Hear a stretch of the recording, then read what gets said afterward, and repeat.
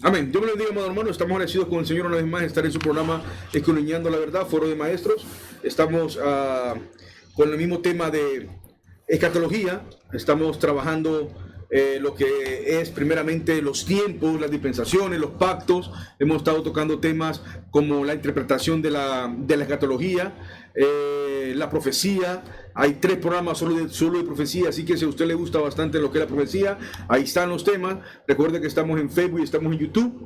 Es interesante, hermanos, de que cada día más nos vamos profundizando más, y esto es un manjar para nosotros. Amén. Es algo que como maestros nos edifica porque nos vuelve a recargar. Amén. Esos conceptos que teníamos acerca de la escatología, los eventos futuros. Pero previamente a esto, recuerde que en nuestra página tenemos lo que fue teología bíblica. Así que es imposible en lo personal, hermanos maestros, de que podamos ir de un solo a escatología sin que usted tenga una percepción de lo que es la teología bíblica. Acuérdense que la teología bíblica es en sí el estudio de las escrituras de una forma sistemática, pero lo que es la escatología es una rama de la teología, ¿verdad? No es algo separado, sino que tiene que coincidir siempre con los fundamentos teológicos. Amén. Y recuerden que solamente es parte de lo que es la teología. Ahora bien, eventos por venir. Ahora bien, vamos a tocar en esta preciosa mañana o tarde, según donde usted esté. Amén. No sé en qué parte del mundo esté viéndonos, pero vamos a tocar, hemos estado tocando las escuelas escatológicas, de los 3 puntos de vista que hay para muchas personas, por ejemplo, y muchas religiones se adoptan a cada una de ellas. Por ejemplo, el premilenialismo, el amilenialismo y los postmilenaristas. Entonces, ¿cuál de ellos tiene la razón y cuál de ellos están enfocados en sí teológicamente con las escrituras? Eso es lo que usted va a determinar, en qué lugar usted está, y sobre todo, hermanos, que el Espíritu Santo sea el que nos ilumine. Así vamos a dar a nuestro maestro que se puedan introducir a la clase, el cual hoy vamos a tocar lo que es el día del Señor. Amén, hermano Ever. Amén. Dios me les bendiga a cada uno de los que nos están viendo, ¿verdad? Por estos medios. Estamos muy contentos y agradecidos con Dios porque nos permite la vida, ¿verdad? En este día y nos da la oportunidad de compartir, ¿verdad? Estas enseñanzas para edificación del cuerpo de Cristo. Amén. Es el beneficio, ¿verdad? Que tenemos que tener, ¿verdad? Edificarnos con esta enseñanza.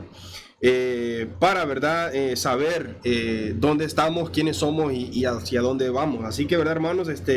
Preste atención, ¿verdad? Tome su papel, su lápiz y si le gusta tomar notas, y pues vamos a entrar, ¿verdad? En esta enseñanza y compartir juntos. Amén. Así que Dios me les bendiga a todos. Amén, hermano. Amén, gloria al Señor, agradecidos con el Señor por el privilegio de permitirnos estar en este lugar, porque es por misericordia de Dios que estamos en este lugar. Sabiendo que el estudio de la palabra es importante para nosotros entender un poco más los tiempos en los que estamos viviendo, confusión que existe, diferentes teorías, diferentes interpretaciones que existen en cuanto a la escritura y los eventos que están por suceder, y de gran importancia, hermanos, para edificación, tanto para nosotros, esperando que sea para tanto todas las personas, hermanos, que nos escuchan también en esta hora. Amén. Amén. Así que hablando de lo que nos requiere este día, amén, el día del Señor. Es interesante, hermanos, y yo hablaba afuera de cámara con los hermanos, de que el día del Señor está plasmado tanto como en el Antiguo Testamento como en el Nuevo Testamento. Amén. Y me gustaría, hermano, a Carlos, que usted nos dé un panorama general de en sí qué es el día del Señor. Amén. Porque muchos interpretan y muchos dicen, bueno, el día del Señor es el día que Él resucitó. Y lo pueden dejar ahí nomás. Entonces, acláreme, ¿verdad? Yo sé que vamos a entrar después en materia con lo que es el Nuevo Testamento, el Antiguo Testamento, pero en sí, ¿en qué encierra el día del Señor? Es que existen muchas teorías, hermano, en cuanto al Día del Señor. Yo buscaba información de diferentes interpretaciones que existen. También hay personas que toman el Día del Señor como el día de reposo. Para unos es el día sábado y para otros es el día domingo. A eso le toman el Día del Señor, el día de reposo, día de descanso. Pero cuando nosotros hablamos del Día del Señor, bíblicamente hablando, existen otras teorías acerca de esto.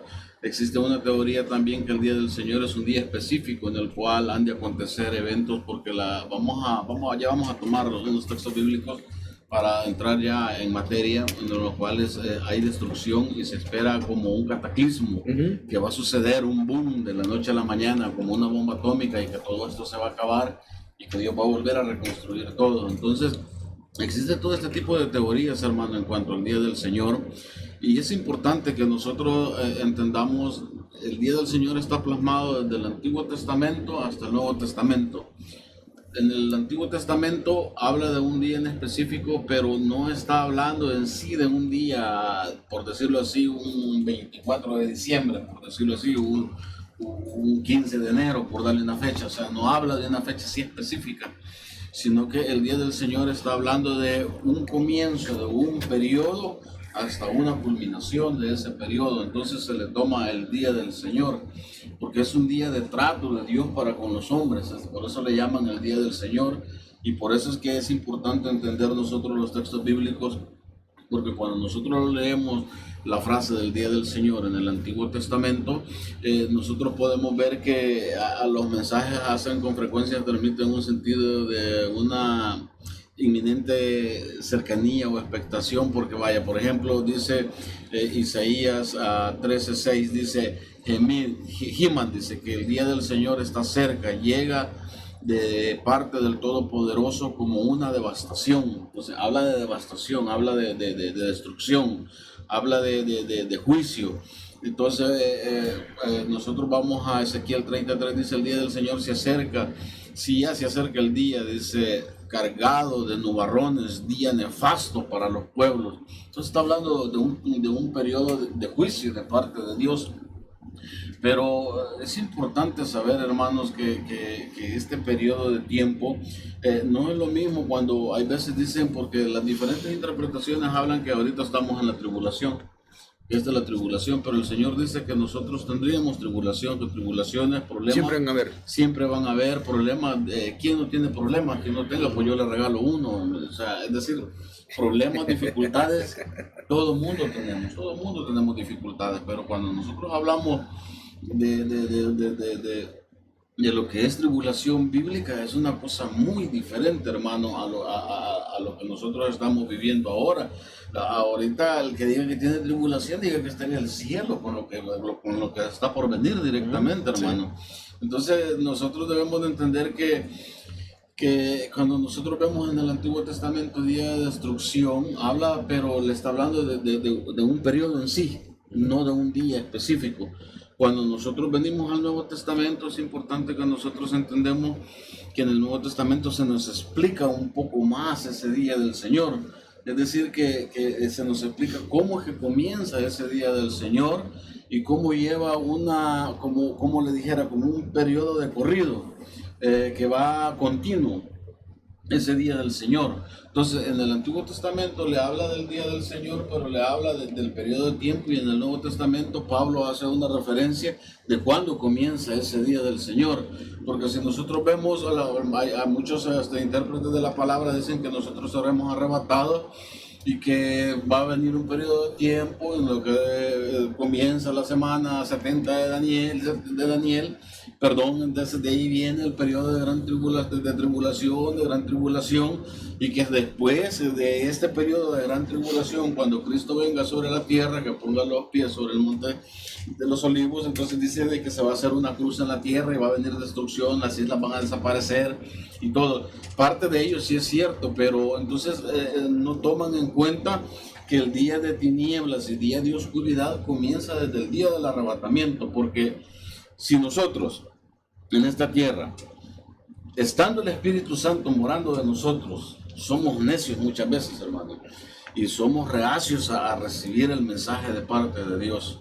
Ahora pongámonos a pensar, cuando el Espíritu Santo deje de morar dentro del corazón del ser humano, ¿cuál va a ser la reacción o la actitud de los moradores de la tierra?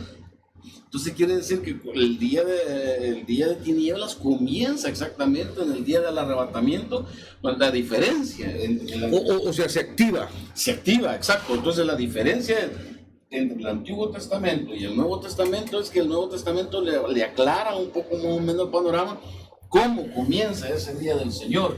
O sea, de una forma continua, ese periodo de tiempo. O sea, cuando habla del arrebatamiento, y nosotros nos vamos al libro a Primera de Tesalonicenses, capítulo 4, nosotros vemos en el versículo 15 en adelante, dice, por lo cual os decimos esto en la palabra del Señor, que nosotros que vivimos, que habremos quedado hasta la venida del Señor, no precederemos a los que duermen. Porque el Señor mismo, con voz de mando, con voz de arcángel, con trompeta de Dios, descenderá del cielo, y los muertos en Cristo resucitarán primero. Luego nosotros, los que vivimos, los que hayamos quedado, seremos arrebatados juntamente con ellos en las nubes, para recibir al Señor en el aire, y así estaremos siempre con el Señor. Entonces, habla de un periodo de que el Señor en el aire, en las nubes, va a recibir, vamos a ser transformados los que estamos vivos, si es que estamos vivos en el día del rapto. Entonces, pero habla de un periodo de tiempo. Entonces, ¿qué sucede? El Espíritu Santo está morando ¿dónde? En la iglesia. O sea, me refiero a todos los cristianos alrededor del mundo. La novia. La novia. Entonces, el Espíritu Santo está morando dentro del corazón de estas personas.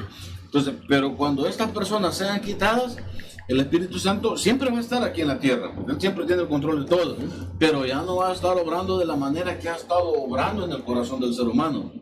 Entonces, cuando el Espíritu Santo salga del corazón del ser humano, que ya no esté morando sobre el ser humano, viene, entonces es cuando la Biblia trata la venida del Señor como día de tinieblas, de oscuridad, de destrucción repentina, pero está hablando de un periodo de tiempo en el cual nosotros vemos que la gente se empieza a alejar, se empieza a ser incrédula, ya el Espíritu Santo no va a estar en el sentido de que va a estar redarguyendo en el corazón de los humanos de pecado. Empieza un periodo de decaimiento del ser humano, porque la Biblia dice que los designios del hombre es de continuo la maldad, es decir, que nosotros no hay nada bueno en nosotros, lo poco bueno que nosotros podamos hacer es Dios en nosotros. Es Dios en nosotros, porque de nosotros, de parte de nosotros, es mentira de que nosotros vamos a buscar hacer algo bueno. Entonces comienza un periodo de oscuridad, porque esto va en cataclismo, hermano, va en descenso, pero vertiginoso. Entonces llegamos nosotros a la tribulación, gran tribulación, porque se entiende que la tribulación son los sellos, las copas, los sellos, perdón, en el primer periodo. Ya en el segundo periodo de la gran tribulación es cuando empiezan las copas de la ira, las trompetas, y entonces ahí es cuando se dice que el diablo ha descendido con gran ira, y empieza el enojo de Satanás sobre esta tierra, más la ira de Dios. Imagínense ese periodo de gran tribulación. Entonces ahí está hablando del día del Señor, pero está hablando de un periodo continuo. Entonces, y si nosotros seguimos ese periodo continuo, va a haber como una pequeña pausa en el día del milenio, sí, porque Dios va a probar todavía a esos moradores del milenio, pero este día del Señor tiene su cumplimiento, hermano, en el juicio del gran trono blanco. Allí es cuando va a tener su cumplimiento, como dijera, se cumple por completo lo que es el periodo del día del Señor. Y por eso es que nosotros debemos de tomar en cuenta todos estos textos cuando nosotros hablamos de destrucción. Dice, esta es la palabra del Señor. En Joel 1:1-2 dice que vino a Joel. Oigan, dice, todos estos ancianos pueblos, presten atención, habitantes del país, alguna vez ha sucedido cosas semejantes en sus tiempos, en los antepasados, dice, cuéntenselo a sus hijos. Pero nosotros vemos de que está hablando de un día de periodo de destrucción. Entonces nosotros nos vamos al día, nosotros nos vamos a segunda de Pedro, donde dice de que pero el día del Señor vendrá como ladrón en la noche, en el cual los cielos pasarán con gran estruendo, y los elementos ardiendo serán deshechos, y la tierra y las obras que en ella hay serán quemadas. Entonces la diferencia es, para que nosotros entendamos el contexto, dice que cuando nosotros leemos el capítulo 1 del libro de Hechos, habla de que con la ascensión de Jesús, entonces están todos viendo cuando Jesús va ascendiendo. Entonces esa es la diferencia, que cuando ellos ven que está ascendiendo Jesús, se le aparecen ángeles a las personas, dos ángeles, y les dicen, ¿qué están haciendo? Así como Galileo les dice, así como están viendo a ir, así mismo lo van a ver venir. Entonces va a ser visto en la segunda venida, y la diferencia es entre la segunda venida con el arrebatamiento, no tiene nada que ver, porque en el arrebatamiento dice que vienen las nubes, pero no ponen los pies sobre la tierra. Entonces esa es la diferencia, y por eso es que cuando nosotros leemos en 2 de Pedro 3:10 dice, pero el día del Señor vendrá como ladrón en la noche, pero le está hablando de un periodo de tiempo, de un comienzo, de un periodo de tiempo hasta una culminación, cómo va a culminar ese día del Señor, porque Él está diciendo que todo será deshecho. Y dice que la tierra y las obras que en ella hay serán quemadas. Entonces dice que Dios va a volver a hacer todo de regreso. Entonces la diferencia es, hermano, entre el Antiguo Testamento con el Nuevo Testamento, es que el Antiguo Testamento le hace simplemente una referencia de un periodo de tiempo. Y ese es el día del Señor. Amén. Es interesante, hermano, ya que en el Antiguo Testamento ellos todavía están esperando a Cristo, o están esperando a su Mesías. Entonces, para tener claro lo que era el día del Señor para ellos, Isaías, Ezequiel, Sofonías, todos ellos, todavía no está revelado todo esto, y los apóstoles tienen una perspectiva diferente a ellos. Es que esa es la diferencia, porque vaya, para que nosotros entendamos los israelitas, para ellos Cristo no ha venido. Entonces ellos todavía toman el día del Señor como el día que el Señor viene a regir con vara de hierro. Es Isaías 61, 1, 2, cuando dice que Él va a regir con vara de hierro. Entonces ellos todavía están esperando que Cristo venga con la vara a regir, ¿no? Y ese es el día del Señor. Muchos de ellos toman como el día del Señor, como ese día que Él va a venir a regir y Él va a gobernar sobre todas las naciones, y que todas las naciones tienen que venir a Israel a adorar. Pero ellos todavía están esperando al Señor. Entonces, por eso es que Jesús, cuando Jesús resucita, tiene las marcas de los clavos y en su costado. Porque cuando yo estaba estudiando, hermano, yo me preguntaba, pero si nosotros al ser transformados, ya no va a ser igual el cuerpo. ¿Verdad? Va a ser transformado. Entonces, ¿por qué a Jesús le quedaron esas marcas? ¿Y por qué Él se las enseña a Tomás? Porque Tomás era incrédulo, no, yo hasta que no vea no crea. Nosotros, de eso está lleno la iglesia, hermano. Nosotros vamos a encontrar, no, yo hasta que no lo vea no lo crea. Sí. Entonces nosotros vemos que Jesús tiene esas marcas, porque como Israel no lo ha recibido, entonces hasta que venga la segunda venida del Señor, Él les va a enseñar. Él les va a enseñar como muestra. Hay una religión en la actualidad que dice de que Jesucristo, cuando murió y se presentó a los apóstoles o a los discípulos en ese momento, dice que había adquirido un cuerpo ajeno. Había tomado un cuerpo prestado. Sí, un cuerpo prestado. Una reencarnación. Una encarnación, y que era espíritu nada más, ¿verdad? Y que no comió ni nada, sino que solamente era porque era imposible, pero para esa religión sí, para nosotros no. La Biblia dice que no, porque dice que él comió, dice que estaba en la playa con los apóstoles, coció pescado, y cuando partió el pan, y comió con ellos, o sea, miraron cómo él oraba y cómo este es el maestro, y se desapareció. Luego entró a la casa, dice que le enseñó a los discípulos, y luego regresó a los 8 días porque no estaba Tomás, ¿verdad? Y ahí él dice, ven, mete. Y Tomás se quiebra ahí. No, Señor. Ni lo toca, pues. No, porque él se quebró. No, que dice que cuando lo ven, tócale. Porque has visto, has creído. Sí.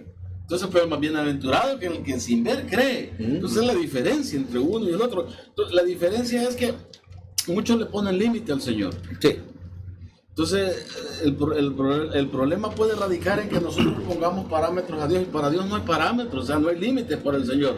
Entonces, nosotros podemos ver que Jesús sí comió resucitado. Entonces, ¿cuál era el punto de él tener esas marcas en sus manos, en sus pies, en su costilla? Es con un propósito específico, que en el día que el Señor venga por segunda vez a la tierra, va a venir, porque entonces Israel va a clamar verdaderamente. Ya cuando vean de que aquel se quiera sentar y quiera ser proclamado como el Mesías, y aquellos digan, no, este no es el Mesías, entonces van a clamar verdaderamente a Dios, entonces vendrá Dios a salvarlos. Entonces cuando venga Cristo, entonces, pero cuando Él venga les va a enseñar las marcas a ellos, y les va a decir, yo era aquel que ustedes crucificaron. Ustedes crucificaron. Es decir, ustedes pensaron que yo no había venido, pero yo soy. Entonces esa es la diferencia entonces por eso es importante entender que el día del Señor no es un día específico, sino que es un periodo de tiempo. Y lo empieza a explicar, por ejemplo, por eso es que le decía yo que la venida del Señor, si nosotros la vemos en el libro de Isaías, capítulo 61, 1 y 2, nosotros lo vemos como un solo acto cuando dice que el Señor vendrá, ¿vea? A sanar a los enfermos, y nosotros vemos que habla de un periodo de gracia en el cual viene Él a quebrantar, a sanar a los quebrantados, y de ahí vemos desde que habla que va a regir con vara de hierro, lo pone como un solo evento. Pero cuando nosotros nos vamos al Segundo Testamento está un poco más explicado ese evento. Aparte de eso, Jesucristo mismo habla a los discípulos sobre este día. Y él mismo les dice que, o sea, él es el que les explica que este es un periodo de tiempo. Porque Jesús mismo les dice que él ha venido primero al corazón, y por eso le dice, ha venido primero al pueblo para después poder venir por los demás. Entonces, pero por eso mismo le dice a la mujer, a la Sirofenicia, que le dice que no es bueno dar la comida de los hijos a los perrillos. Entonces, porque él ha venido primero a los hijos para después a los demás. Entonces, pero el punto principal es este, hermano, de que para nosotros poder interpretar, entonces nosotros entendemos que el Nuevo Testamento nos aclara un poco ciertos temas que en el Antiguo Testamento lo marcan como un solo evento, y esto nosotros lo explicamos en el Día de las Profecías, que los profetas miraban como un todo, pero no tenían ellos claro cómo iba a ser el desarrollo de ese todo, sino que ellos lo miraban como en un espacio de tiempo, pero no miraban cronológicamente, sino que solo miraban en un espacio de tiempo. Y en el Nuevo Testamento se nos aclara un poco el panorama a nosotros en ese sentido, porque entonces nosotros ya vemos que la venida del Señor no es que nosotros la apartamos en tres, sino que vemos que nosotros a través de la Escritura que esa venida del Señor está desglosada en tres partes. La física, cuando vino a morir, a preparar el corazón del pueblo, después viene el arrebatamiento, cuando viene por la iglesia, y después nosotros vemos que entonces se culmina ese versículo de Isaías 61 en el día del Señor, cuando Él venga por segunda vez literalmente a la tierra. Amén. Es interesante, hermano, yo sé que el hermano ya va a entrar con lo que es a Jesucristo en el milenio, pero es interesante de que los apóstoles recibieron esas mismas profecías que estaban escritas acerca del día del Señor, por así esa distinción, porque muchas religiones pueden decir, no hay tribulación, como los que son posamilenistas, que no creen esto. Amén. Ellos creen, por ejemplo, que el día del Señor es el sábado, por ejemplo. Para ellos, el sábado. Escrito está, ¿no? Sí, escrito está, que Moisés apartó ese día, ya que a él se le dio, ¿verdad? Esa revelación del Génesis, cómo comenzó todo, y que el séptimo día Dios descansó, y a él mismo él quiere dar las leyes. También cuando usted entra y mire la perfección del judío, el judío tiene la perfección. Cuando usted lee Apocalipsis 1:10, creo que es, dice, y en el día del Señor estaba, dice Juan, en el día del Señor estaba yo cuando tuve esta revelación y se me presentó un ángel. Entonces, para poder interpretar esto, amén, de hacer esta distinción, una es que el judío creía que era el séptimo día, el día del Señor, o sea, porque era apartado para él, y otro es el castigo que está hablando el Antiguo Testamento sobre las naciones, porque en sí el día del Señor es hacerle justicia a lo que Él hizo, o a lo que Él dijo, o lo que ellos hicieron contra Israel, y sobre todo la maldad del hombre que se pervertió. Entonces, la diferencia aquí es de que Cristo habló sobre este día del Señor. Por ejemplo, no sé si usted se acuerda de Mateo 24, Él habla de todo lo que va a suceder, Mateo 24, pero previo a esto está las parábolas del reino, ¿verdad? Que está en Mateo 13. En cada una de ellas Él está diciendo, vienen días pesados, vienen días fuertes contra la humanidad, donde yo apartaré lo que es mío y separaré lo que no es mío, y lo que no es mío pues va a ser castigado. Sí, va a ser desechado, como lo pone como el trigo y la cizaña, cuando dice que será echado al fuego y el trigo va a ser apartado. Entonces está hablando de que lo de él va a ser apartado y lo que no es de él también va a ser desechado. Va a ser... Amén. El asunto aquí, hermanos, es tener bien claro en sí lo que son las tres escuelas de interpretación escatológica. Es que en las tres escuelas de interpretación está la pretribulacional, mitribulacional y postribulacional. Entonces nosotros nos consideramos pretribulacionales porque eso es lo que marca la Escritura.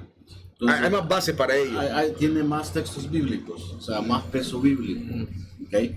Entonces lo que pasa es que hay personas que leen ciertos textos bíblicos y los ignoran. Entonces el problema es que, porque vaya, Pablo dice que él no rehusó dar todo el consejo de Dios. Entonces todo el consejo de Dios es tomar toda la Escritura en contexto, no solo los textos que me convienen. Entonces el problema con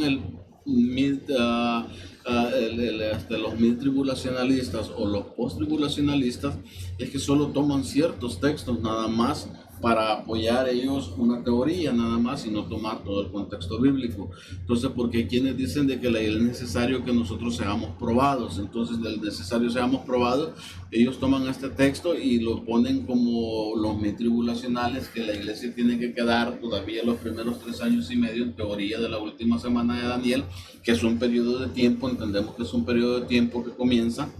Entonces, ¿cómo nosotros entendemos que puede ser literal 7 años? Porque los otros 69 semanas se cumplieron literales, o sea, entre años, pero años judíos, no años gregorianos como nosotros lo tenemos. O sea, los días no van a machar, porque nosotros tenemos más días en el año que los judíos, porque el de ellos es lunar y el de nosotros es solar.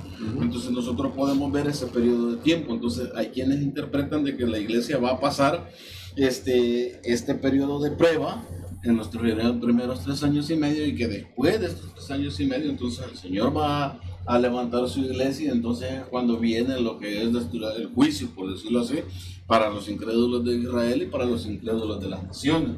Entonces ahí es donde existe la confusión en cuanto a esto de lo que es el arrebatamiento, pero hay más textos bíblicos, hermanos. Apocalipsis 3:10 habla de que el Señor va a librar a su pueblo del día de la prueba. Entonces, ¿cómo es el día de la prueba? El día de la prueba nosotros entendemos que es el día de la tribulación y gran tribulación. Entonces nosotros no es tanto, porque no tiene ningún sentido que nosotros nos estemos guardando si vamos a pasar de todas maneras una tribulación.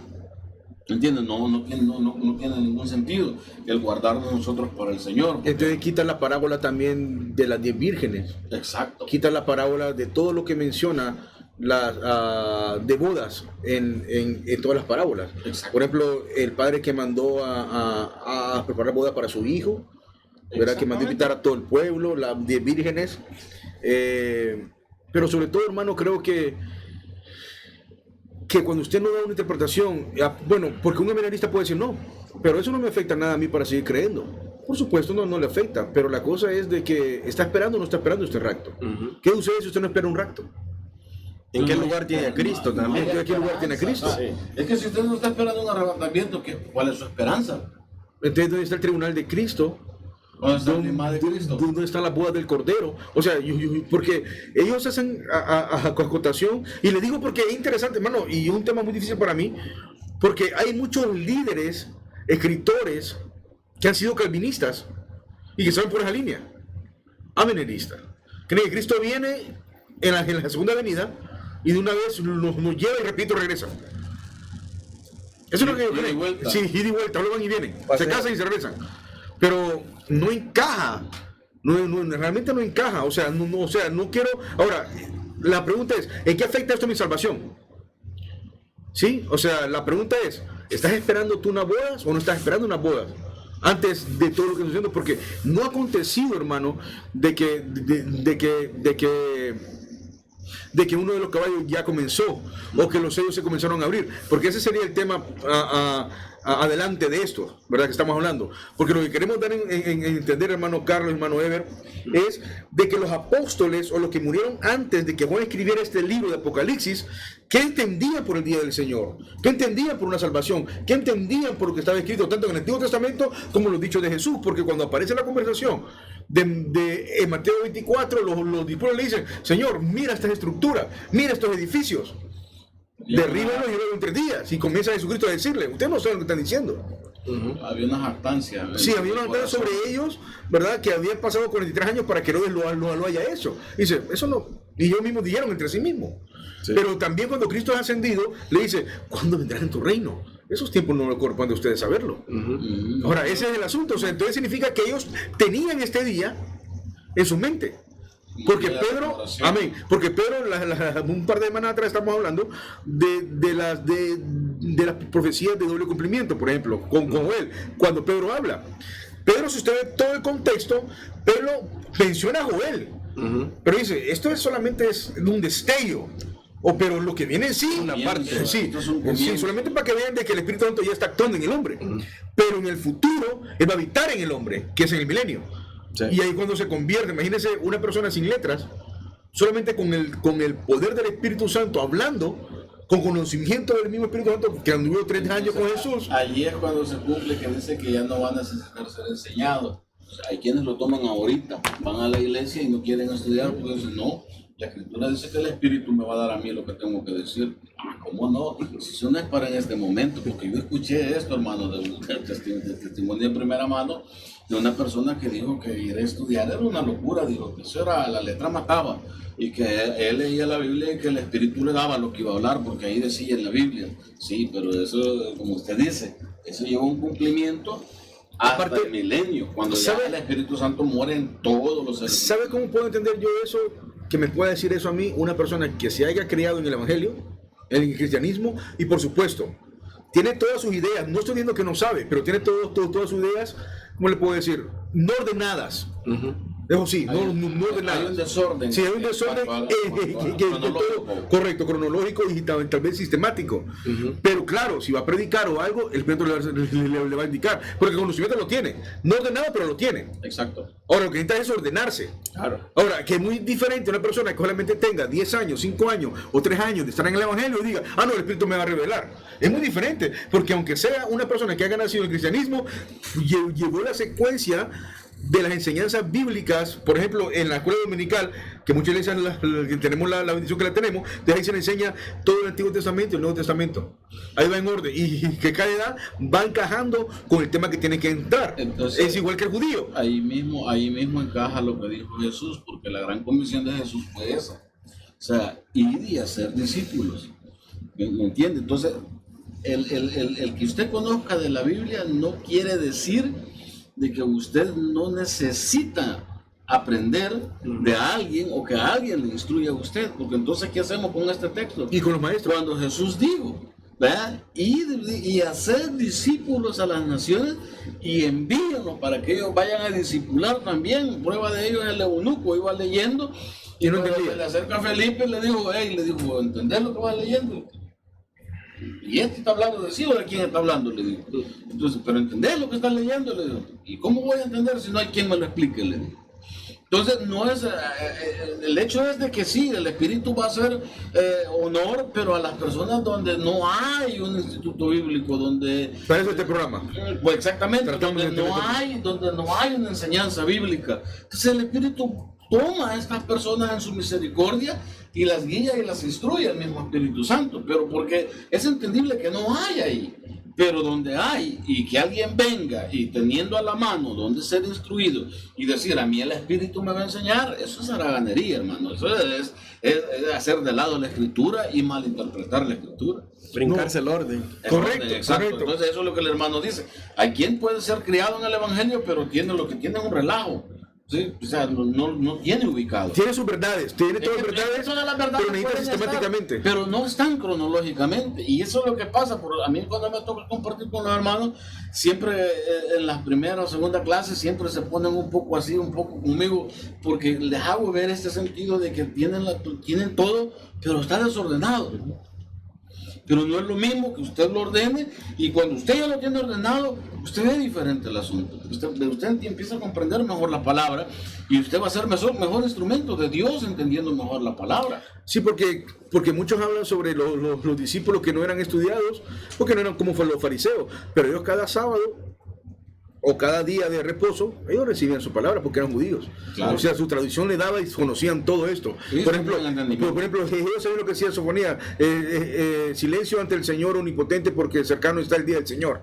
Ha preparado el Señor un sacrificio y purificación al invitado. Sabía de ello. Sabía de Ezequiel que decía, hijo de hombre, profetiza y advierte acerca del día del Señor. Y diles, ay de aquel día. Ellos sabían que venía un castigo, ellos sabían que venía, pero especialmente ellos lo que estaban esperando, hermano Carlos, hermano Ever, era el juicio de Dios a las naciones alrededor que estaban haciéndole daño a Israel, o que le habían hecho daño. ¿Quiénes eran? Los egipcios, los persas, los babilonios, los asirios, ¿verdad? Que luego pues los asirios pues fue el mismo Babilonia, pero él sabía que había un castigo para ellos. Todo lo que estaban a su alrededor, los filisteos, los amorreos, los eteos y todos los feos que están ahí, ¿verdad? Y todos iban a tener un castigo por no haber aceptado a Dios, amén, como su Señor, y sobrevenir sobre el pueblo de Dios sobre todo. Eso es lo que yo esperaba en el Antiguo Testamento. Sí, es que el punto es que Dios quería darse a conocer a las naciones por medio de un pueblo, por un comportamiento, una conducta. O sea, por eso es que Dios se hizo de un pueblo para darse a conocer al mundo a través de ese pueblo, al igual que nosotros. Nosotros hemos sido llamados para dar a conocer a un Dios verdadero, a Cristo. Entonces, la gente dice, ¿y por qué pecado va la gente al infierno? Entonces, y me dice, ¿por cuál? ¿Por matar, por robar, por fornicar? No, el pecado por el cual la gente va al infierno es por rechazar el único medio que Dios ha proveído para la salvación. Ya los demás pecados, usted póngaselos de pilón, le digo yo, eso es dependiendo a dónde quiere ir a parar. Por no aceptar a Cristo, en otras palabras. Claro, o sea, el pecado por lo cual la gente va al infierno es por no aceptar a Cristo.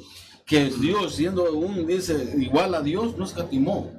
Se dio a sí mismo y morir en la cruz del Calvario por nosotros. Entonces, el rechazar el único medio que Dios ha proveído para poder llegar al cielo, ese es el motivo por el cual la gente va a parar al infierno. Y después ya los demás pecados, eso ya depende de dónde quiere que le toque la línea de castigo. Porque eso, como Dios es justo, dice, le va a dar un justo castigo. O sea, no le va a dar el mismo castigo a todos, sino que dependiendo de cómo sea contaminado después de haber rechazado el Cordero, entonces ahí le va a tocar. Entonces, por eso es que el Día del Señor es específico en ese sentido. Es un periodo de tiempo de destrucción. Y bueno, hay de aquel que muera que vaya. Yo me he topado con gente una vez, una muchacha se mató, tomó veneno. Entonces la familia me dijo, y después que tomó veneno me dijo, ella se arrepintió, me dijo, ¿crees que va para el cielo? Me dijo. Entonces, ¿y qué respuesta le puede dar uno? Ahí dijo, como Pilato, yo me lavo las manos, solo Dios sabrá, porque yo no puedo opinar en ese sentido. Entonces, pero imagínense, hay gente que puede tener tiempo, hablo en el sentido de que hay gente que puede tener tiempo para arrepentirse justamente antes, pero ¿y la gente que no? No, pero es que no solamente confesar, hay convicciones para poder arrepentirse, hay convicciones, hay puntos claves que muchas personas lamentablemente dicen, no, que antes de morir pudieron ganar para Cristo, la gané para Cristo antes de morir. Y le pregunto, ¿cómo fue su oración o qué fue su plática? No, que el Señor Jesucristo ya estuvo. ¿Sí? Realmente fíjate que la responsabilidad va contra la persona, no contra la persona que fue con Cristo. En tu corazón. Es que ahí vamos. O sea, y yo las transporto de un solo para aquel hombre que estaba en la cruz con Jesucristo, al par. ¿Qué convicciones tenía este hombre? Primeramente reconoció que él era culpable. Segundo, que el que estaba ahí al par de él, que era Cristo, el único medio para ir a su paraíso, porque al final le dice paraíso, le dijo, él no tiene culpa, él es inocente, no ha hecho ni un mal. Y sobre todo, antes de tener esa conversación con Cristo, él dice, no temes tú, le dice al otro que está al par, no temes tú, en tu situación donde estás, a Dios, por lo que estás diciendo. O sea, mire que hay tres convicciones. Estaba ciego el otro. Correcto, o sea, pero ¿qué le está reclamando? O sea, no está diciendo de que se arrepiente por lo que hizo, sino que realmente quiere salvarse. Pero fíjese, hay varios puntos ahí para poder llevar a una persona que se arrepienta. Es interesante, porque un evangelio los pone a los dos, que los dos injuriaban a Jesús. Y hay uno que pone que no. Entonces, Lucas lo dice. Lucas, entonces, pero nosotros entendemos de que en un principio los dos comenzaron, pero hubo algo en la conversación con Jesús. ¿Sí? Que lo hizo cambiar de parecer. Entonces, ese cambio que usted habla fue el trato con Jesús. O sea, tiene que tener... Tiene el maestro al par, hermano. Claro, o sea... Y está arrepentido. Hubo algo en él que conmovió. Porque si la Biblia dice que los dos lo injuriaban, pero que de repente usted oye el relato de que... Vaya, uno solo le dice que los dos lo injuriaban, pero otro le explica que hubo un cambio radical en ese hombre cuando estaba colgado. Es que aquí vemos dos partes. Una, no sé si usted ha tenido la oportunidad de ver algún reportaje que dice, no, le metí 4 balazos, le cagué toda la pistola y que de repente, no, si yo lo vuelvo a hacer.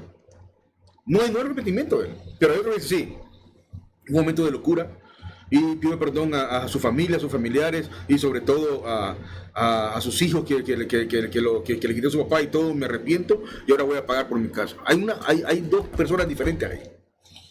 Una que está 100% de acuerdo con lo que hizo y que hizo, vuelve a hacer, lo voy a matar, y otra que no, fallé. Fue un momento de locura, fue un momento de explosivo de mi vida. Y ahí vemos esos dos casos ahí. Uno reflexiona y el otro no. Sí, ejemplo de ello fue un caso que me viene a la mente ahorita de un hombre en Nueva York. Y me estaba acordando del libro de Proverbios cuando Salomón dice que el hombre en el día del engaño dice, no va a retener su furor, o sea, enceguece, en locura. Cuando verdaderamente un hombre está entregado a una mujer, o sea, la ama verdaderamente, o sea, estoy hablando secularmente. Entonces, cuando viene un momento de engaño, se nubla la mente. Entonces, esta persona salió a trabajar con un abogado y cuando regresa a su casa encuentra a la mujer que el vecino se había metido con la mujer y mató a los dos.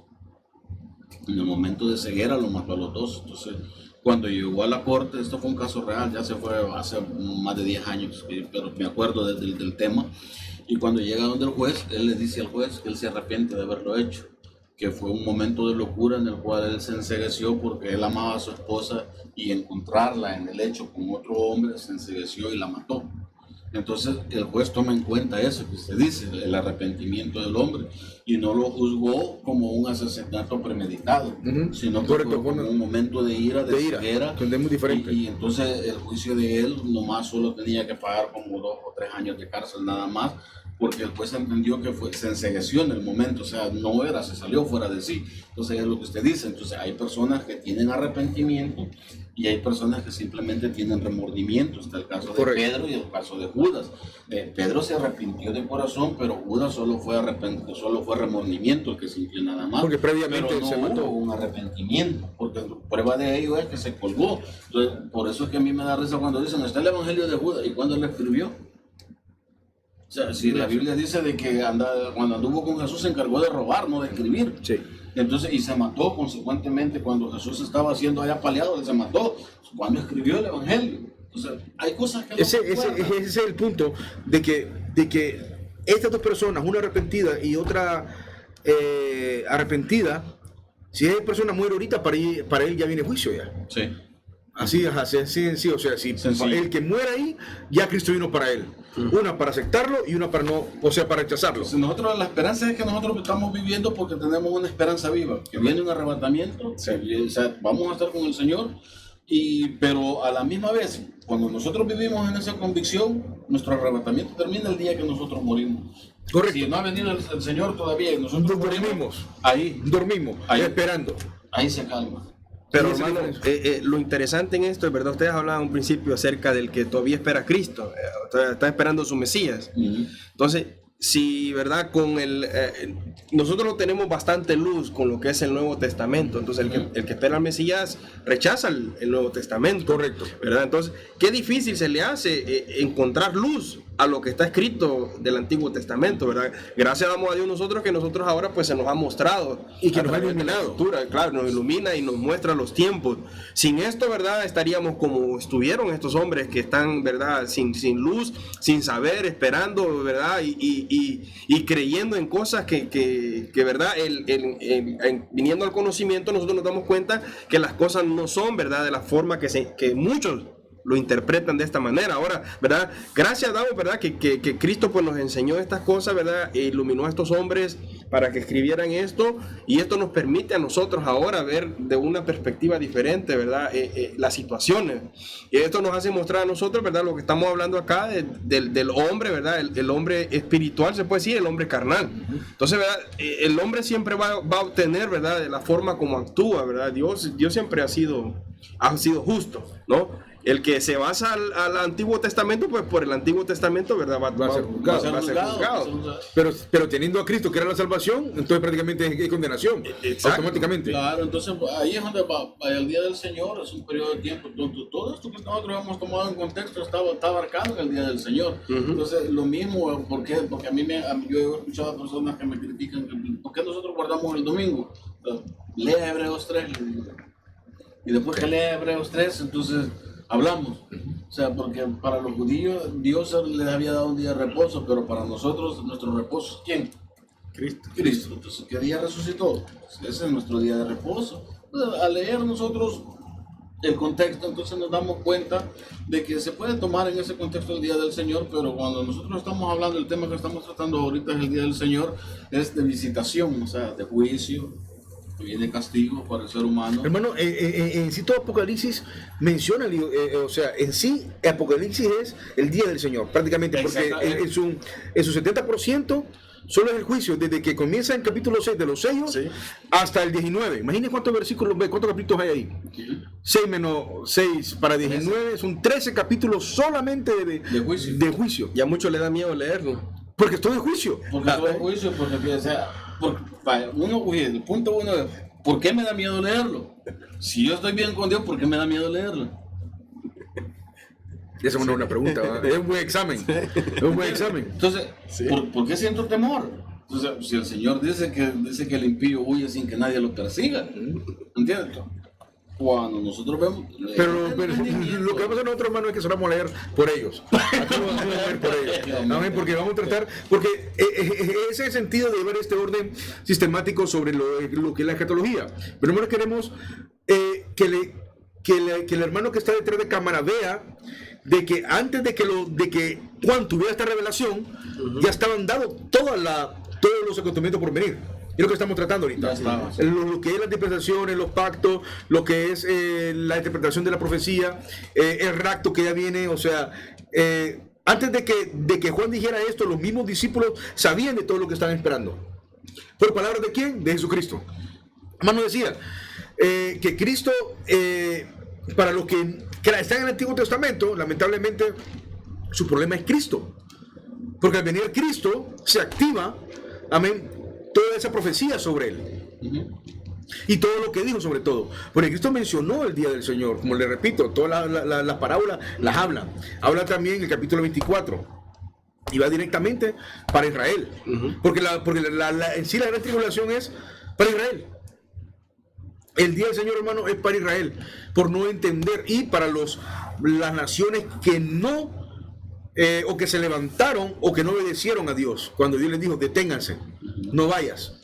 Ellos fueron contra Israel, contra su pueblo, y la humanidad que lo ha rechazado, y sobre todo que rechazó a Cristo. Usted decía, amén, sobre sus señas, sobre sus señales, sobre todos los padecimientos de Jesús en la primera venida.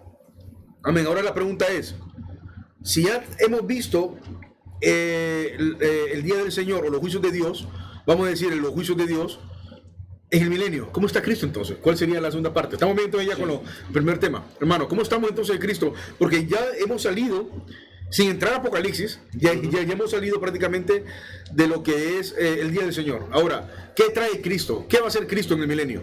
Amén. Bueno, para que, ¿verdad? Refrescar un poco, ¿verdad? Acerca de esto, lo veíamos en lo que es las escuelas escatológicas de interpretación, ¿no? Basado nosotros, ¿verdad? Al premilenarismo, ¿verdad? Entendemos entonces nosotros que luego de la gran tribulación, ¿verdad? Viene Cristo a poner sus pies sobre la tierra, y ahí es donde empieza lo que es, ¿verdad? El milenio, ¿verdad? Por ejemplo, pues nos basamos nosotros, ¿verdad? En lo que dice Apocalipsis 26. Bienaventurado y santo el que tiene parte en la primera resurrección. La segunda muerte no tiene potestad sobre estos, sino serán sacerdotes de Dios y de Cristo, y reinarán con él 1000 años. Entonces, ¿cuál es la posición, verdad? O cómo será ese reino, sabiendo nosotros que el rey, ¿verdad?, es Cristo. ¿Cómo es un reino cuando Cristo, ¿verdad?, esté aquí en la tierra? ¿Cómo va a ser ese reino? ¿Cómo va a actuar, verdad? Hay varios puntos, ¿verdad?, que podríamos nosotros considerar, ¿verdad?, de cómo va a ser ese periodo y qué cosas van a acontecer. La Biblia nos habla de muchas cosas, ¿verdad? Nos habla a nosotros de muchos acontecimientos, ¿verdad? Pero conocemos nosotros, ¿verdad?, sabiendo que el que está dirigiendo es el grande, ¿verdad? Es Cristo. Las cosas tienen que hacerse, ¿verdad?, perfecto, ¿verdad? Estamos hablando de un reino en perfección. Entonces, ¿verdad?, es un periodo de perfecta paz y prosperidad, teniendo sentado en el trono a Jesús como el Rey de Reyes y Señor de Señores, ¿verdad? Nos habla a nosotros de un periodo de perfecta paz, de prosperidad. En Apocalipsis, ¿verdad? Capítulo 19, versículo 16 dice, ¿verdad? Y en su vestidura y en su muslo tiene escrito este nombre: Rey de Reyes y Señor de Señores, ¿verdad? Esto nos traslada a nosotros, ¿verdad? Lo que hicieron con él cuando fue su, ¿verdad?, crucifixión. Pusieron algo sin darse cuenta, ¿verdad?, que estaban profetizando, ¿verdad?, lo que realmente Cristo iba a venir a hacer en este periodo de 1000 años, el Rey de Reyes y Señor de Señores, amén. Nos habla a nosotros también, ¿verdad?, en lo que es Isaías 9:6, porque un niño es nacido, es dado, y principado sobre su hombro, se llamará Admirable, Consejero, Dios fuerte, Padre eterno, Príncipe de paz, ¿verdad? Entonces vemos nosotros que va a ser un reino donde va a haber perfecta paz, va a traer paz, ¿verdad? Príncipe de paz. Nos habla a nosotros de un tiempo de prosperidad. Nos habla a nosotros, ¿verdad?, de que las cosas van a estar bien. O sea, estamos hablando, ¿verdad?, de todos aquellos que fueron librados del sufrimiento eterno. Estamos hablando de aquel, ¿verdad?, de lo que pasaron, claro. No estamos hablando que esto es a nivel general. Estamos hablando, ¿verdad?, del grupo de personas, amén, que fueron, que trataron, ¿verdad?, y que fueron fieles con el Señor, del grupo que viene, ¿verdad?, la iglesia arrebatada que viene con Cristo, ¿verdad?, y el grupo, ¿verdad?, de judíos de Israel, ¿verdad?, que pasó esa prueba de la gran tribulación. O sea, va a tener un premio el que logre, ¿verdad?, cruzar, el que logre, ¿verdad?, estar con el maestro, va a tener una recompensa, va a tener, ¿verdad?, ese sufrimiento que pasó se va, ¿verdad?, a convertir en todo lo contrario. Ese sufrimiento va a ser alegría, y ¿verdad?, por eso nos habla a nosotros que va a ser un reino de paz, un reino, ¿verdad?, de prosperidad, donde Cristo va a estar reinando, donde Cristo va a estar consolado, ¿verdad? Dice Isaías 9:7: lo dilatado de su imperio y la paz no tendrán límite. Oiga bien, no habrá límite sobre el trono de David, sobre su reino, disponiéndolo y confirmando en juicio y justicia desde ahora y para siempre. El celo de Jehová de los ejércitos hará esto, ¿verdad? Entonces vemos nosotros que esa paz no tendrá límite, ¿verdad? Porque va a ser una paz genuina, va a ser una paz para siempre que va a haber durante ese reino. Entonces, ¿verdad?, vemos nosotros que la perfección se va dando ahí. Ahora también nos habla a nosotros, ¿verdad?, que una de las características dentro del reino milenial de Cristo, ¿verdad?, es, y será, ¿verdad?, sin duda alguna, lo que es la obediencia. Es un reino, ¿verdad?, donde va a haber obediencia. Cristo, ¿verdad?, va a estar acá, entonces va a haber una obediencia. Nos dice Isaías 65, mas os gozaréis y os alegraréis para siempre en las cosas que yo he creado, porque he aquí que yo traigo a Jerusalén alegría y a su pueblo gozo. Y estamos en Isaías 65, 18, 19, y el 19 dice: y me alegraré con Jerusalén y me gozaré con mi pueblo, y nunca más se oirá en ella voz de lloro ni voz de clamor. Oiga bien, ¿verdad? Nunca más, ¿verdad? O sea, nos está hablando nosotros que va a haber un tiempo, ¿verdad?, donde va a haber consuelo, ¿verdad? Donde el pueblo va a ser consolado, ¿verdad? Nunca va a haber lloro en el pueblo de Israel, hablando, ¿verdad?, de su reino milenial, amén, de todas estas personas. O sea, ellos vienen de un periodo de sufrimiento, ¿verdad? Viene del periodo de la gran tribulación, donde ha sido perseguido, donde, ¿verdad?, al final tuvieron que clamar: sálvanos, Señor, ¿verdad? Entonces, en ellos va a haber consuelo, no va a haber más lloro. O sea, la alegría que va a haber en ellos, en Jesús como Rey, ¿verdad?, y en su pueblo, los escogidos, los que Él tiene, los que por ellos vino, ¿verdad? Pero a los suyos vino, y si los suyos no le recibieron. Y ahí va a estar, ¿verdad?, este grupo de personas consoladas, amén. Nos habla a nosotros también, ¿verdad?, de un reino, amén, que la santidad será otra característica de este reino, amén. La santidad en los que habrá. Y Zacarías 14 nos dice lo siguiente a nosotros, amén. Zacarías 14, déjeme ver aquí, la 20 y 21. En aquel día estará grabado sobre las campanillas de los caballos: santidad a Jehová. Y las ollas de la casa de Jehová serán como los tazones del altar. Y toda olla en Jerusalén y Judá será consagrada a Jehová de los ejércitos. Y todos los que sacrificaren vendrán y tomarán de ellas. Y cocerán de ellas, y no habrá en aquel día más mercader en la casa de Jehová de los ejércitos. Entonces vemos nosotros, amén, de que va a haber aquí, ¿verdad? Los tributos, se puede decir, a Jehová. Y, ¿verdad? Para hacer eso, ¿verdad? Si nosotros nos vamos en lo que el Antiguo Testamento nos enseña, ¿verdad? Para hacer un sacrificio o algo para el Señor, tenía que estar, ¿verdad? Por ejemplo, el sacerdote tenía que estar santificado. Incluso antes de dar el sacrificio, leemos nosotros, ¿verdad? Que él hacía un sacrificio por él y por su familia antes de hacer el sacrificio, ¿verdad? O sea, se ponía en orden el primero. Exacto. Tenía que estar en orden. Tenía que estar en orden, porque si no, ¿qué le tocaba? Morir. Lo jalaban como... En este caso, ¿verdad? La gente va a venir delante del rey, en este caso Jesús. Y sabemos nosotros que va a ser un pueblo que va a estar en santidad, porque, ¿verdad? Sin esta santidad, pues, nadie lo va a ver. Entonces, estamos hablando de un pueblo, ¿verdad? Que ha sido, ¿verdad? Ha cruzado, que ha peleado esa batalla, que ha cruzado la meta, y que ahora, ¿verdad? Están ahí dándole tributo al Señor, dándole, ¿verdad? Entonces, para hacer estas cosas, pues el pueblo va a estar en santidad, o sea, va a estar separado para Cristo, porque estamos hablando de un periodo de 1000 años. Estamos hablando, ¿verdad? Donde leíamos nosotros en el capítulo 20 de Apocalipsis, ¿verdad? Que luego de la batalla del Armagedón, como se le conoce, ¿verdad? Que Satanás va a ser atado. Entonces, ¿verdad? Cristo va a estar reinando, Satanás va a estar atado, va a estar, ¿verdad? Fue echado al abismo, que nos habla a nosotros. No está hablando que todavía fue el lago de fuego, pero, ¿verdad? Fue echado al abismo y fue puesto un sello donde no puede salir de ahí. Entonces, el reino de Cristo, ¿verdad? Va a ser un reino perfecto. Va a ser un reino en el que Él va a estar ahí. Entonces, va a haber santidad. Dame un segundo, hermano. Y lo que pasan atando a Satanás ahorita, ¿cómo es eso? Los que lo atan, bueno, sí, porque muchos tienen superpoderes para que... Sí, porque dice que un ángel bajó, en verdad, y que lo encadenó. Y que lo encadenó y que puso un sello. Ajá, pero o sea... Pero fue bajo una orden. Pero es que fíjense, ahí es que sacan de contexto que la tarada. Es que no entra ya al hombre fuerte. Sí, al hombre fuerte. Entonces, pero como lo explicamos en los programas anteriores, Jesús está hablando de sí mismo, porque el diablo tenía las llaves de la muerte. De la muerte, sí. Entonces, Jesús está hablando de sí mismo, que él, como hombre fuerte, lo iba a atar y le iba a quitar las llaves. Entonces estaba hablando de él, pero no estaba hablando que nosotros íbamos a andar haciendo manojos, atando por eso yo ato al hombre fuerte, yo ato aquí, yo ato allá. Entonces, por eso mismo el milenio, como usted dice, Cristo en el milenio. Ato y su orgullo, dicen. Claro, entonces hay un contraste, porque fíjense, con esto?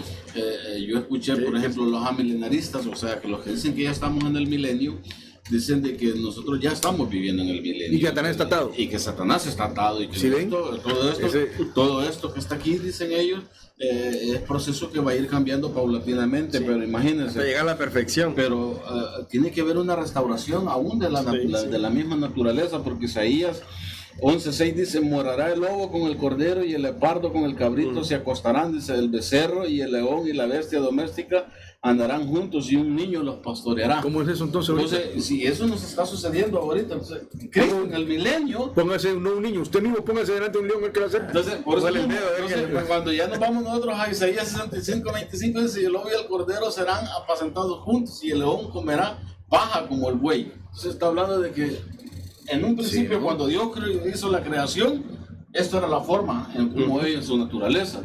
Pero como todo esto se desvirtuó a raíz del pecado, entonces Cristo en el milenio va a volver a restaurar todas estas cosas. O sea, va a ser como el Edén. Exactamente. Exactamente. Entonces nosotros vemos Cristo en el milenio. Sí, yo sé que me metí un problema ahí, pero es que en una ocasión estaba dando una clase y me dice, hermano, es que cuando yo oro en guerra espiritual, me dice, yo ato. Le digo, oh, sí, le digo, pues lamentablemente le digo, la Biblia no me manda a atar, me manda a expulsar o a reprender en nombre de Jesucristo. Le digo, no, pero a mí me funciona. Bueno, lo siento, a usted le funciona, posiblemente el demonio que esté ahí hace que le funcione para que usted siga creyendo y mantener una equivocación. Pero la Biblia me dice que hay que expulsarlo. Sí. Nada más, y ni siquiera hablar con él. No, es que yo hablo con ellos. Sí, pues ese ya es espiritismo, porque la Biblia no nos manda a nosotros tampoco a hablar con ellos. Yo sé que es otro tema, lo vamos a tocar más adelante, ¿verdad? Pero, ¿qué dice la Biblia? Por eso es que ellos muchas veces pasan hasta 5 o 6 horas hablando o quizás sacando un demonio, cuando realmente... Es que es muy difícil, hermano, porque una cosa me sale, hermano, hermano, ¿y usted qué sabe? Si usted es maestro, usted nunca lo ha visto. Es que no necesita verme, porque el enemigo o el demonio van a saber con quién va a jugar. sabe quién tiene autoridad, si sabe quién conoce la palabra, con él no va a andar jugando. Va a andar jugando con los que no saben y los van a tener en esa ignorancia. El problema radica en creer que uno es el que echa fuera Es que el demonio. ese es el problema, mire, que tenemos. El problema es que la gente piensa porque el diablo le va a sacar los trapitos al sol a uno, dice. No, si andas caminando mal, el demonio que está ahí sabe tu vida. Incluso hay un pasaje que dice de que este género no sale si no es con ayuno y oración. Pero ¿será que se tiene que ir a ponerse en ayuno y oración primero para ir? No está hablando de eso. Ese es el punto. Sí, o sea, lo que está hablando, uno es el estilo de vida y otra es a la incredulidad. Por eso es que ellos no pudieron sacarlo, porque ustedes tienen incrédulos. ¿Tiene otro nombre? O sea, no consideraban que no era él correcto, sino que era Jesucristo en ellos. Es la diferencia. Solamente yo sé que me metí un problema, hermano, pero no, está bien. Solamente quería tocar eso. Exactamente, porque es la autoridad de la palabra la que lo y sacan de contexto cuando Cristo le dijo, ¿cómo te llamas? Sí, pero cuando le dijo, ¿cómo te llamas? Es porque había un montón y tenía que referirse al cabecilla de los que estaban allá adentro. Aparte de eso, no es él el que habla, él iba pasando. El que habla son ellos. Sí, ellos. Ellos sienten la presencia, por eso los demonios sienten la presencia de Dios en usted. Ellos saben con quién va a jugar o no. Por eso aquella mujer, cuando Pablo, ¿se acuerda? Ahí van los hijos del Dios Altísimo. Y Pablo pasaba. Solamente, yo me imagino Pablo ardiendo por dentro. Cálmate, Pablo. ¿Sí? Hasta que explotó Pablo. Va y la expulsó. Sí. Porque sabía que tenía, y la mujer queriendo saber que, o sea, pero si usted se fija, en la mujer era un hecho involuntario, o sea, había sido poseída por adivinación. Había sido consagrada por adivinación, por lo que usted sea. Entonces usted ve que Pablo no se dirige a ella, sino a lo que está dentro de ella. No, directamente, es lo que le digo, y no habla con ella, y la expulsa. Esa es la diferencia, hermano. Hay un tema muy hermoso ahí, pero lo que pasa es que hay tantos y cientos y miles de libros de guerra espiritual. Sí. Pero guerra espiritual, hermano, en sí solamente está Efesios lo habla. En seis capítulos tiene Efesios, solo le da nada más como 6 o 7 versículos de capítulos 6 en adelante a guerra espiritual. Y es conciso, rápido, y Pablo rapidito sale del tema. No se mete en el tema, no, porque anduvieron unos allá diciendo que, Pablo, mira que aquellos andan sacando demonios en nombre de Jesús, pero ¿qué? Los salieron zarandeados, los demonios los salieron a Pablo y a Jesús conocieron, pero a ustedes no lo conocen. Entonces, yo voy a hacer acotación porque realmente está atado ahorita en Satanás. ¿O no? Esa es la pregunta. Bueno, bíblicamente Apocalipsis nos explica a nosotros que en el periodo, o sea, estamos hablando nosotros, ¿verdad?, de que el anticristo va a tener, ¿verdad?, un espíritu fuerte demoníaco. Entonces, si estuviera atado no puede actuar de esta forma. Entonces, estamos hablando nosotros de que Cristo va a venir, ¿verdad? Y entonces la Biblia nos habla a nosotros. Yo sé que lo vamos a tocar en determinado momento, que se le conoce, ¿verdad?, como la pelea o la guerra de Armagedón. Donde ocurre todas estas cosas, que Satanás es atado en ese momento y es soltado, ¿verdad?, al abismo por un tiempo, nos dice a nosotros ahí, ¿verdad? Entonces nos habla en Apocalipsis, pero es hasta este periodo de tiempo. Mientras tanto, ¿verdad?, hay ciertas cosas que ¿verdad?, si estuviera atado, pues sucedieran como lo vemos nosotros, ya Cristo estuviera acá, estuviera reinando ahora, ¿verdad? Esto nos enseña a nosotros, ¿verdad?, que estas cosas que nos habla a nosotros del reino milenario de Cristo, ¿verdad?, nos sirve a nosotros cómo llevar también una vida, ¿verdad?, agradable a lo que Cristo, ¿verdad?, en este reino milenario va a actuar, porque nos habla de paz, ¿verdad?, de actuar en paz, nos habla de obediencia. Entonces, ¿verdad?, nos habla a nosotros de santidad, o sea, ¿verdad?, estar guardados para el Señor. Pero también nos habla a nosotros la Biblia, ¿verdad?, en otro punto donde dice que la tierra será llena de gloria y del conocimiento de Jehová. O sea, en el periodo milenial, la tierra va a estar llena de su gloria y del conocimiento de Jehová. Por ejemplo, nosotros podíamos ver Isaías 35:2, dice, florecerá profusamente y también se alegrará y cantará con júbilo. La gloria del Líbano le será dada, la hermosura del Carmelo y de Sarón. Ellos verán la gloria de Jehová, la hermosura del Dios nuestro. En Jeremías, ¿verdad?, también 31, ¿verdad?, 33-34 dice, pero este es el pacto que haré con la casa de Israel después de aquellos días, dice Jehová. Daré mi ley en su mente y escribiré en su corazón, y yo seré a ellos por Dios, y ellos me serán por pueblo. Entonces vemos nosotros que en este tiempo, en este periodo de tiempo, ¿verdad?, la tierra va a estar lleno del conocimiento de Dios. ¿Por qué? Porque Dios mismo va a estar y Dios mismo lo va a dar a todo aquel que esté ahí. Entonces, el gobierno humano se terminó cuando comienza el milenio. Exacto. Porque ya entra el gobierno teocrático. Gobierno teocrático. Entonces, ¿verdad? Nos habla a nosotros de ese conocimiento, amén, que es importante. Y dice, ¿verdad? El 34, y no enseñará más ninguno a su prójimo. No enseñará más ninguno a su prójimo, ni ninguno a su hermano, diciendo, conoce a Jehová, porque todos me conocerán, desde el más pequeño de ellos hasta el más grande, dice Jehová, porque perdonaré la maldad de ellos y no me acordaré más de su pecado. Amén. Entonces estamos hablando nosotros, ¿verdad? Que ya entraron en este periodo, ¿verdad? Esta gente va a tener un conocimiento y nadie va a necesitar enseñarle a nadie. ¿Por qué? Porque el mismo rey va a estar ahí, al frente. ¿Amén? ¿De quién vamos a aprender si él es el que está ahí al frente?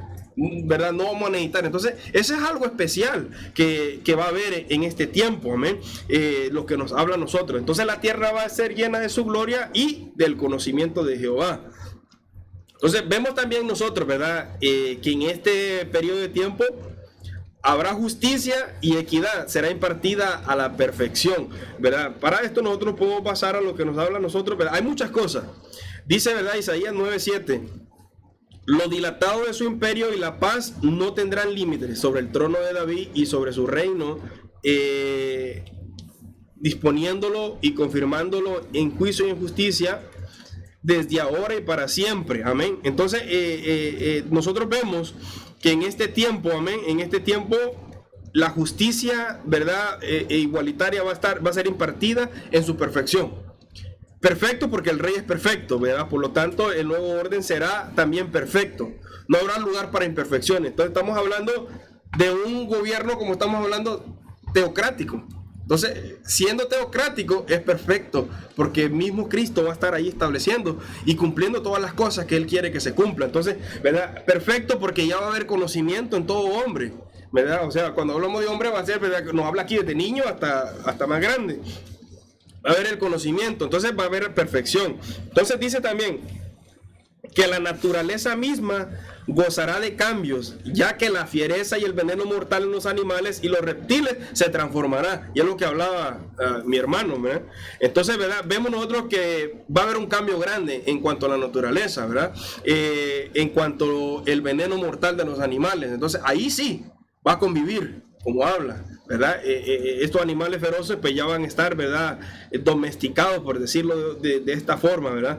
Y en Isaías 9, del 6 al 9 dice, porque un niño no es nacido, ¿verdad? Nos es dado en el 8, versículo 8 nos dice, el Señor envió palabras a Jacob y cayó Israel, y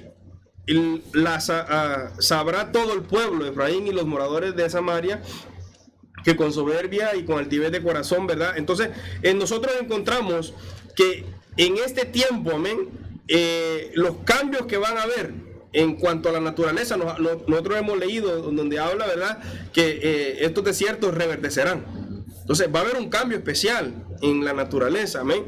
También nos habla a nosotros, ¿verdad?, en cuanto a las enfermedades, ¿verdad? La enfermedad y la muerte existirán no tanto como los efectos de la naturaleza pecaminosa, sino como medidas de castigo y de corrección.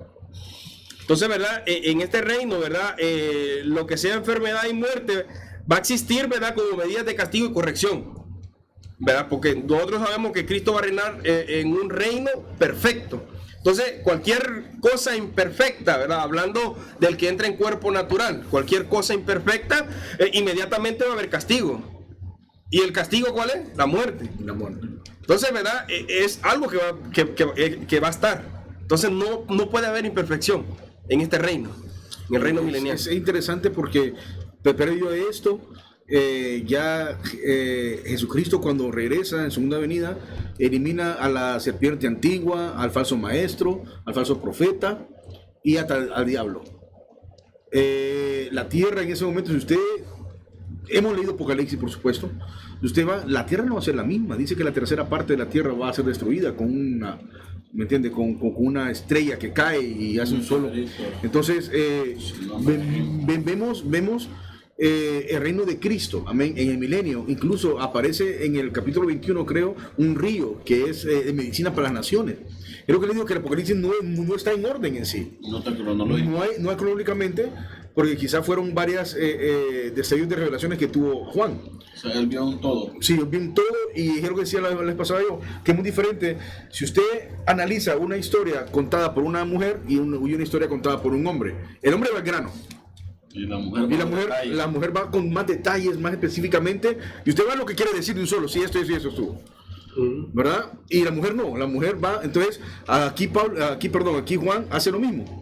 Pero lo interesante es de que este reino, hermano, va a ser un reino ya planificado y ya descrito en el Antiguo Testamento por Dios para Israel. O sea, es la promesa de Dios para Israel. Sí, porque Isaías es el que más escribe acerca de este reino. Sí, correcto, es el que más énfasis le da. Sí. Y lo importante es de que Isaías resalta la vida de Cristo ahí, del Mesías reinando. Mano, Isaías fue uno de los primeros profetas. Todavía el reino del norte todavía existía, las 10 tribus estaban ahí, y a ellos les habla también al reino del sur. Interesante de que toda esa gente murió pensando en lo que Isaías les dijo, no creyendo, que muchos no creyeron porque el reino del norte se perdió. Sí. ¿Verdad? Y quizás siempre hay un remanente fiel, por supuesto, pero no es que no escucharon la palabra de Dios. Sí. Porque después Dios siempre, en todos los demás, el profeta siempre habla sobre juicio, sobre arrepiéntete, y da un chance más.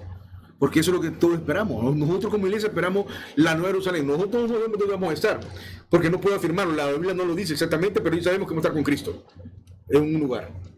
Y yo les decía a los hermanos anteriormente de que en este tributo de la omnipresencia de Dios, donde Él puede estar donde Él quiera, podemos estar en Nueva Jerusalén esperando nada más ellos, que ellos salgan del milenio, porque como decía el hermano Carlos, este periodo es una pausa para el día del Señor. Porque el día del Señor es en gran trono blanco, ahí termina. Ahí culmina. Pero en este es un paréntesis, el milenio, hermano, el Cristo del milenio es un paréntesis. ¿Verdad? Desde donde comienza la tribulación hasta el gran trono blanco. De un reino perfecto. Un reino perfecto. Y ya Dios hace todo. Dice que los cielos van a ser como que los va a durar como un pergamino. Imagínense, hermano. Imagínense y no sé. Es que son tantos misterios que hay ahí. Amén. Que realmente, como dice Pablo, hay cosas que ni quiero puedo explicar. Diciendo que él mismo fue el que subió al tercer cielo. No podemos hablar. Cosas inefables. Dice que no le he dado al hombre hablar. Y ahora hay gente que en medio sueño tiene y ya fue al cielo y una flor y vio aquí. Es un problema eso. También, pero aquí tratamos de ser un poco concisos con lo que tocamos, un poco serio con lo que estamos hablando. Sí, amén. Amén. Hermano, ¿buscamos algo más? Sí, hermano, ¿verdad? Vale la pena recordar esto, ¿verdad? Porque estamos hablando del reino milenial de Cristo. La Biblia nos habla a nosotros, ¿verdad?, que la longevidad del hombre, ¿verdad?, va a ser restaurada. O sea, cuando hablamos de longevidad estamos hablando, ¿verdad?, en cuanto a años, en ¿verdad? Por ahí. Ahora nosotros estamos diciendo 1000 años, pero un periodo. Es un periodo de tiempo. No podemos decir que es 1000 años. Sí. Puede ser 10.000 años, puede ser un siglo, no sabemos. O sea, no sabemos cuánto tiempo va a ser. O sea, dice textualmente 1000 años, pero si lo ponemos a lo que Pedro dice, ¿verdad? Que un día para el Señor son 1000 años, imagínense. Ahora, bueno, yo sé que en la próxima clase vamos a hablar sobre la gran tribulación, la segunda venida de Cristo y sobre el rapto, ¿verdad? Ese es el tema que traemos para la siguiente sesión que vamos a tener de enseñanza. Pero en ese tiempo que usted está yendo, hermano, ¿cómo siga ahí? Bueno, aquí, ¿verdad? La cita bíblica de Isaías 65:20 dice: no habrá más allí niño que muera de pocos días, ni viejo que sus días no cumpla, porque el niño morirá de 100 años y el pecador de 100 años será maldito, ¿verdad? Entonces, nos está hablando aquí, ¿verdad? Estamos hablando del grupo que entra cuerpo mortal, al milenio, los que salieron de la tribulación. Los que salieron de la gran tribulación. Amén. Aquí nos está hablando nosotros, ¿verdad? Que no hay un periodo de tiempo para la persona que en morir, ¿verdad? En envejecerse, ¿verdad? Quizás envejeza, quizás no nos habla a nosotros, solo nos da una referencia. Amén. Que las personas van a cumplir el periodo que tenga que vivir. Pero nos habla también, ¿verdad? Que el pecador en 100 años será maldito. ¿Por qué? El diablo está atado, ¿verdad? No está haciendo maldad. Pero, ¿verdad? El castigo, ¿verdad? El castigo para el hombre, ¿verdad? Por su maldad, por lo que está dentro de él, para que no eche la culpa a nadie. Amén. Va a ser, ¿verdad? Morir. En ese momento va a morir, sea el tiempo que tenga. Entonces, ese es el castigo del pecado, lo que estábamos hablando anteriormente. Pero es una referencia, porque en sí creemos de que en el milenio los que van a morir son los que entran, pero no los que nacen en el milenio. Se puede ser una teoría, porque usted dice que un niño que muera va a morir de 100 años. Sí, un niño que muera de pocos días, ni viejo que sus días no cumplan. Que no muere pocos días, ¿sí ve? O sea, porque también, acuérdense que van a entrar personas y van a quedar afuera de Israel naciones. Sí, porque dice que las naciones vendrán a adorar. Sí, sí, yo sé que vamos a tocar ese tema cuando estemos ya haciendo la exégesis del Apocalipsis, pero lo que queremos dar a entender, hermano, es que antes de que Juan tuviera esta revelación, había material para hablar sobre lo que eran eventos futuros. Sí. Amén. Sí, es lo que queremos dar a entender, de que la Biblia, aunque no se haya, en otra palabra, aunque no se haya encontrado el libro de Apocalipsis, hay suficiente material para poder hablar de... Ahí está Isaías. Sí, Isaías, Jeremías, Sofonías, Amos, todos los profetas están ahí, que hablaron sobre todo esto. Sí. Amén. Entonces, eso es lo que queremos dar a entender a los hermanos. Sí, amén. Y en otras palabras, si no quieren leer el Apocalipsis porque les da miedo, lean otro libro. Vamos a hacer el favor. Amén. Amén, hermano, ¿estamos bien? Sí, hay mucho, ¿verdad?, que se pudiera abundar en esto, ¿verdad? Pero yo creo que con estos puntos, agarrándolo, ¿verdad?, más que todo, como usted habla de lo que es, los profetas nos hablaron, ¿verdad? Isaías, Jeremías y todos ellos, Zacarías, nos trae luz a cómo va a ser ese reino perfecto en Cristo, que, ¿verdad? Yo sé y tenemos la esperanza, ¿verdad?, que un día vamos a estar ahí con Él. Amén. Amén. Creemos eso, hermano. Sí, amén. Amén. Amamos eso. Amén, hermanos. Así que nos despedimos entonces, hermanos. Amén. Bueno, ¿verdad? Hermanos, ¿verdad? Dios me les bendiga, ¿verdad? Cualquier duda, ¿verdad? Comentario que tengan o aportación, no duden en escribir, ¿verdad? Que yo sé que aquí se les dará respuesta, ¿verdad? Conforme el Señor nos ayude, amén. Así que, hermanos, esperamos que siempre nos esté sintonizando, amén. Comparte estas enseñanzas, no tenga miedo a estos temas, amén. Es bueno saberlos para todo, amén. Para que nos afirmemos más, para que sepamos qué es lo que Dios tiene, ¿verdad? Y que sepamos nosotros que caminamos a una meta y no vamos como que no sabemos para dónde vamos, sino tenemos que saber, ¿verdad? En lo que hemos creído, para que nuestra convicción sea más fuerte y que nada nos pueda mover. Así que, hermanos, comparta, ¿verdad? No pierde la sintonía y vienen temas mejores de aquello que yo sé que a ustedes les gusta, amén. Así que bendiciones a todos. Gloria al Señor, agradecidos con el Señor por el privilegio de permitirnos estar en este lugar, dándole la gloria y la honra al Señor en todo tiempo, porque a Él sea la gloria, esperando de que sean iluminados los hermanos también, allá donde nos escuchen, amigos también que nos escuchen, que tengan dudas sobre el tema, esperando que haya quedado claro el punto que hemos tratado en este día, y si hay preguntas, pues háganlas llegar y en lo que podamos nosotros podamos responderlas. Y compartan con los demás hermanos, compartan, porque la palabra del Señor es necesaria en este tiempo que estamos viviendo ahorita. Y es importante de que el Evangelio sea pregonado. Hay personas que no hay enseñanzas donde ellos están, pero sí tal vez tengan un poco de tecnología y puedan llegar a estas enseñanzas a través de la tecnología. Amén. Amén, amado. Estamos agradecidos con el Señor por estos temas, amén. Siguen más temas. Estamos hablando sobre lo que es la escatología, recuerde, previo al Apocalipsis, directamente al libro de Apocalipsis.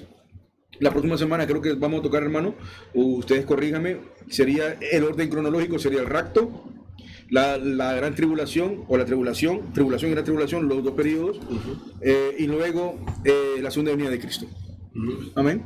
Creo que ese sería el orden cronológico que vamos a traer, y después de esto creo que entraríamos ya de lleno con lo que es el libro de Apocalipsis, porque no habría ni un tema, ¿verdad? Más, por decir así, sino que entrar directamente ya a la revelación del Apocalipsis. Así que estamos agradecidos con el Señor.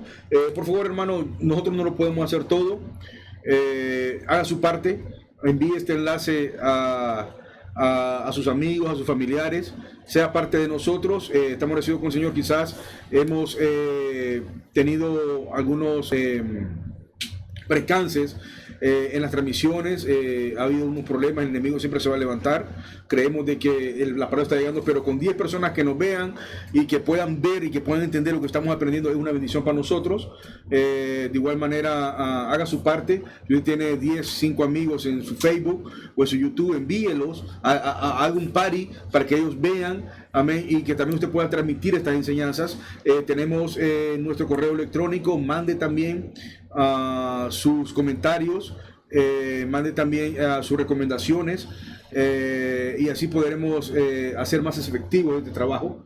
Para el Señor, le damos gracias, Señor, por los hermanos que están detrás de cámara, de igual manera que siempre están día a día con nosotros trabajando, uniéndose a esta visión de Canal Evangelio Visión. Así que Dios me le bendiga y hasta la próxima.